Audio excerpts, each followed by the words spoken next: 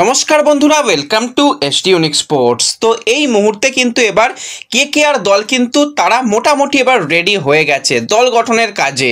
একাধিক প্লেয়ারের সঙ্গে কিন্তু তারা ট্রেড ডিল করার চেষ্টা করছে, সঙ্গে দুর্দান্ত কোচিং একটা প্যানেল তৈরি করার চেষ্টা করছে, যাতে পরের আইপিএলে কিন্তু কেকেআর দল আবারও ঘুরে দাঁড়াতে পারে। তারা কিন্তু আবার চ্যাম্পিয়ন হওয়ার মতোই কিন্তু দল গঠন করছে। তো সেই নিয়ে তো অবশ্যই কথা বলা রয়েছে, বেশ কিছু বিগ ব্রেকিং আপডেট তোমাদের সঙ্গে শেয়ার করার রয়েছে। তার আগে একটাই রিকোয়েস্ট, চ্যানেলে যারা প্রথমবারের জন্য এসেছো মনে করে চ্যানেলটাকে সাবস্ক্রাইব করে নাও, তাহলে প্রিয় দলের খেলার সমস্ত আপডেট তোমরা এখানে পেয়ে যাবে। তো চলো আর দেরি না করে ভিডিও শুরু করা যাক।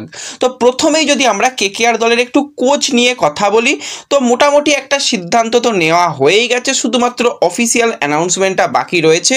অভিষেক নায়ারকেই কিন্তু হেড কোচ হিসাবে নাইট বাহিনী তাদের দলে রাখতে চলেছে। তো অভিষেক নায়ারের আন্ডারে আমরা বারবারই দেখেছি ডোমেস্টিক প্লেয়াররা রিসেন্ট টাইমে যথেষ্ট ভালো কাজ করেছে।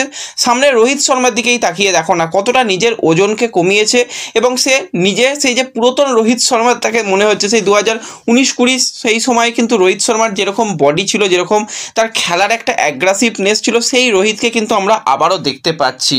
তো সেই কারণেই কিন্তু অভিষেক নায়ারের উপর ভরসা করা, এবং অভিষেক নায়ারের আন্ডারে প্রচুর ডোমেস্টিক প্লেয়ার এরকম রয়েছে, তারা ভালো করেছে। তো অবশ্যই আইপিএলে তো 4 জন বিদেশি প্লেয়ার খেলে, কিন্তু বাদবাকি এখন তো বলতে গেলে 12 জনে খেলা হয়, বাদবাকি 8 জন ডোমেস্টিক প্লেয়ারকেই বলতে গেলে খেলানো হয়।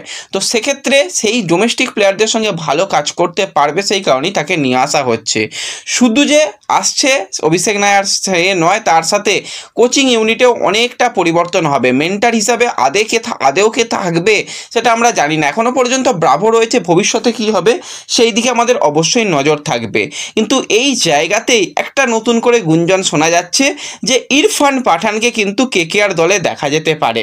হ্যাঁ, ইরফান পাঠানের রিসেন্ট এই কয়েকদিন আগেই জন্মদিন ছিল, তো আজকেই মনে হচ্ছে জন্মদিন ছিল। তো সেক্ষেত্রে ইরফান পাঠানকে কেকেআর উইশ করে, এবং ইরফান পাঠানও তার উত্তরে সেটা জানায় যে হ্যাঁ, আমিও কেকেআরকে খুব ভালোবাসি, এবং ভিতর শোনা যাচ্ছে নাকি ইরফান পাঠানের সঙ্গেও কথাবার্তা হয়েছে, তাকে কিন্তু বোলিং কোচ হিসাবে কেকেআর দল নিতে পারে। হ্যাঁ, ভালো একটা অপশান হবে। এতদিন আমরা ভরত অরুণকে দেখেছিলাম কেকেআর দলের বোলিং কোচ হিসাবে দায়িত্ব সামলাতে, সে এখন তো এলএসজি দলে চলে গেছে। তো সেই জায়গায় আমি তো বলবো ইরফান পাঠান নো ডাউট ভালো একটা অপশান হবে। সেখানে ভাইবা বারোরা মতন প্লেয়ার রয়েছে, সেখানে কিন্তু আমরা দেখতে পাচ্ছি অনেক ভালো বোলার রয়েছে। তো তাদেরকে যদি ঠিকঠাকভাবে তৈরি করা যায়, তারা কিন্তু ভবিষ্যতের সম্পদ হয়ে উঠবে। হার্ষিদ রানার মতন প্লেয়ার রয়েছে, এছাড়া উমরান মালিকের কথা হয়তো অনেকের মনে থাকবে না, কারণ উমরান তো খেলেইনি ইনজুরির কারণে। তো তাদের নিয়ে কিন্তু ইরফান পাঠান ভালো কাজ করাতে পারবে বলে আমার মনে হয়। তো গুঞ্জন শোনা যাচ্ছে ইরফান পাঠানের সঙ্গেও নাকি এক প্রকার কথাবার্তা হয়েছে। দেখা যাক কথাবার্তা যদি চূড়ান্ত পর্বে গিয়ে শেষ পর্যন্ত তাকে যদি বোলিং কোচ হিসাবে নিয়ে আসা হয়, ভালো অপশান হবে। মোটামুটি একটা ঠিকঠাক অপশান হবে বলে আমার তো মনে হয়। তো দেখা যাক শেষ পর্যন্ত কি সিদ্ধান্ত আসে, সেই দিকে আমাদের অবশ্যই নজর থাকবে। এবং এর সাথে সাথে একটা কিন্তু নতুন করে গুঞ্জন শোনা যাচ্ছে রোহিত শর্মাকে নাকি কেকেআর দল অল ক্যাশ ডিলে ট্রেড করতে চাইছে।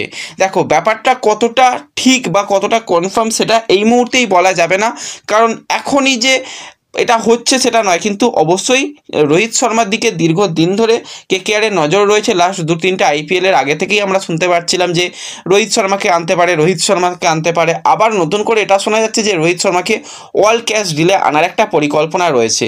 তো রোহিত শর্মা ঠিক আছে, ভালো প্লেয়ার, নো ডাউট একজন ভালো প্লেয়ার, ক্যাপ্টেন মেটেরিয়াল, কিন্তু 38 বছর বয়সে রোহিত শর্মাকে নিয়ে এসে ঠিক কতটা কি ভালো হবে জানা নেই। কিন্তু রোহিত শর্মা আইপিএলে তো দুর্দান্ত তার রেকর্ড রয়েছে। আমরা লাস্ট আইপিএলের দিকে তাকালে সেখানে 418 রান, 2024 সিজনে 417, 2023 সিজনে 332, মোটামুটি 300-400 করে রান তো করেই। তো ভালো, দেখা যাক শেষ পর্যন্ত চূড়ান্ত হলে তোমাদের জানিয়ে দেবো। কিন্তু মুম্বাই থেকে তাকে আনাটা চাপের ব্যাপার, হয়তো আর একটা কি দুটো সিজন খেলে রোহিত শর্মা সে রিটায়ারমেন্ট নিয়ে নিতেও পারে। তো সেক্ষেত্রে কেকেআর একটু ইয়াং কোনো প্লেয়ারের দিকে গেলে সেটা সবথেকে ভালো হবে।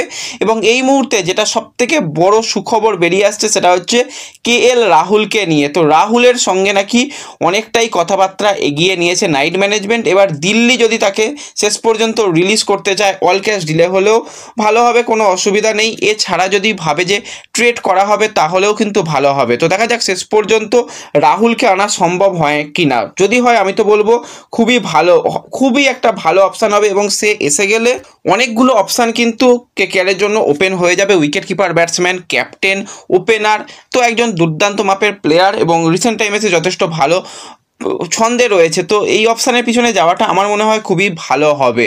এবং এর সাথে সাথে আমরা যদি একটুখানি শ্রেয়াস আইয়ারকে নিয়ে কথা বলি, তো শ্রেয়াস আইয়ার কিন্তু একটা বড় সড়ো চোট পেয়েছে। হ্যাঁ, শ্রেয়াস আইয়ার আমরা দেখেছিলাম যেটা তৃতীয় ওডিআই ম্যাচ, সেখানে কিন্তু ক্যাচ ধরতে গিয়ে চোট পায় এবং শোনা যাচ্ছে তার চোট কিন্তু বেশ কিছুটা গুরুতর।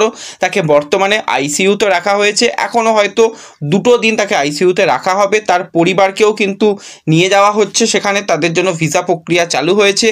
আমরা চাই এবং সকলেই চাই খুব তাড়াতাড়ি কিন্তু ভালোভাবে আবারও সুস্থ হয়ে কিন্তু শ্রেয়াস ফিরে আসুক, এবং শ্রেয়াস অবশ্যই তাড়াতাড়ি যেন সুস্থ হয়ে যায় সেটা কিন্তু কামনা করলাম আমাদের তরফ থেকেও। তো ব্যাস এই ভিডিওতে এই আপডেটগুলোই দেওয়ার ছিল। ভিডিও ভালো লাগলে লাইক শেয়ার করে দিও। দেখা হবে পরবর্তী ভিডিওতে। ধন্যবাদ।